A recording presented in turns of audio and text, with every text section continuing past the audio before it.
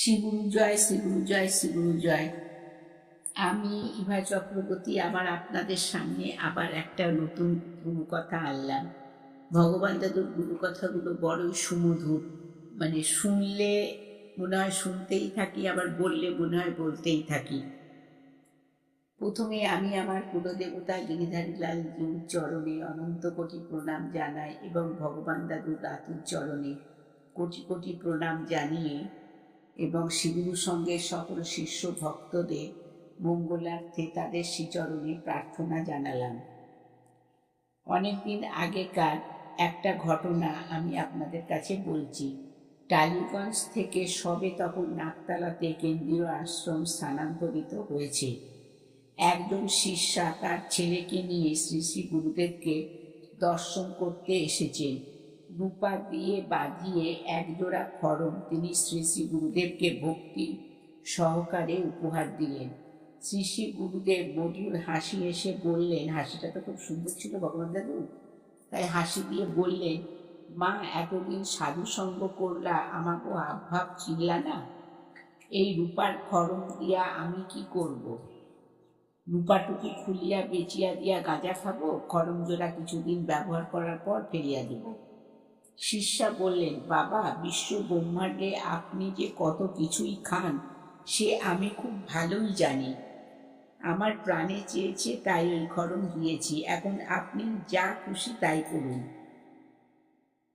কাছে বসা আর একজন শিষ্যা জিজ্ঞাসা করলেন, দিদি, আপনি গুরুদেবের সেবার কথা কি যেন বললেন?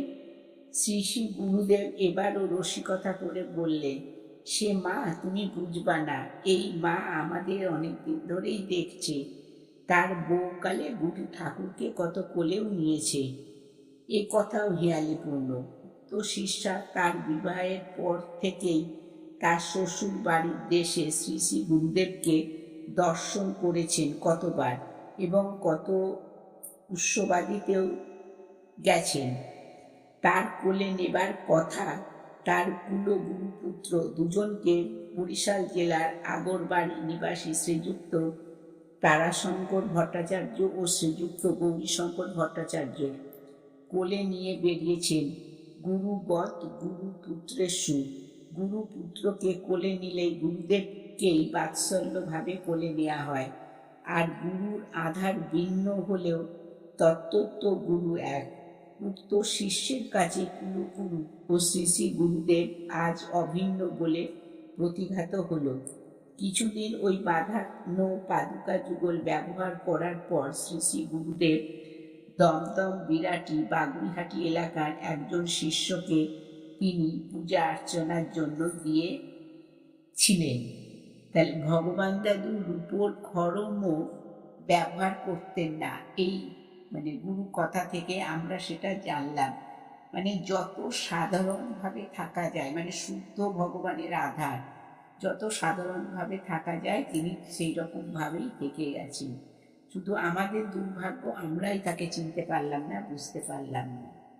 শ্রীগুরুর সঙ্গে সকল শিষ্য ভক্তকে প্রীতি শুভেচ্ছা ভালোবাসা জানিয়ে আমি আমার গুরু কথাটুকু বিশ্রাম